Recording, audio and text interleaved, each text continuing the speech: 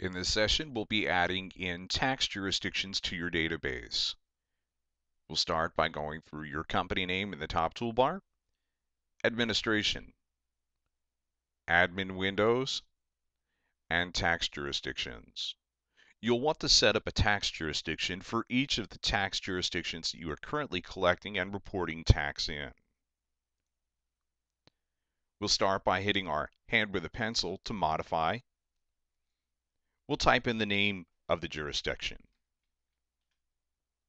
Then we'll enter in the rental rate, the sales rate, and the labor rate, as well as a miscellaneous rate. Each of these taxes can be different, so consult with your accountant or your bookkeeper to verify that you've got the proper rates in place. We'll enter those rates independently as a decimal, 0.06 for 6%. Sales, again at 0.06. Labor at 0.06. Miscellaneous, I will leave at 0. It's generally a good idea to leave your miscellaneous rate at 0%. Miscellaneous items, as we get through the process a little bit later, will be used for things that are job-related expenses and are generally things that have already been charged or have already collected tax, so we don't want to tax your customer again. We'll tab through the rest of the line, and you'll see that we're tabbing past a number of fields related to HST, or Harmonized Sales Tax, for our Canadian customers, as well as some GL codes and some other setup information for QuickBooks Pass-Off that we'll deal with later on. As I tab through, you'll see that it opens up an additional line, and I can set up an additional tax jurisdiction.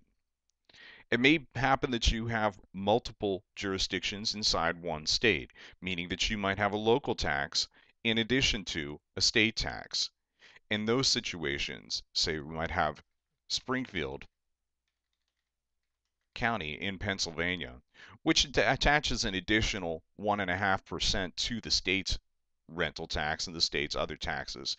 We'll just add those in as an aggregate tax. So we're going to say that it's going to be 0.075 for 7.5%, meaning that it's 6% going to the state jurisdiction as well as 1.5% to the local. This information can be broken out later on in reports, but it's a simple way to make sure that we're collecting the appropriate tax when we do an event in the appropriate jurisdiction. Again, 0.075. And again, I'll leave the miscellaneous rate as 0% for those other job-related expenses. When we're through, we'll click green check mark to accept our changes. If there is a particular jurisdiction that the majority of your work is done in, you can select it by clicking on the finger button over here next to the checkbox and defaulting Pennsylvania, or whichever jurisdiction, as your default tax jurisdiction.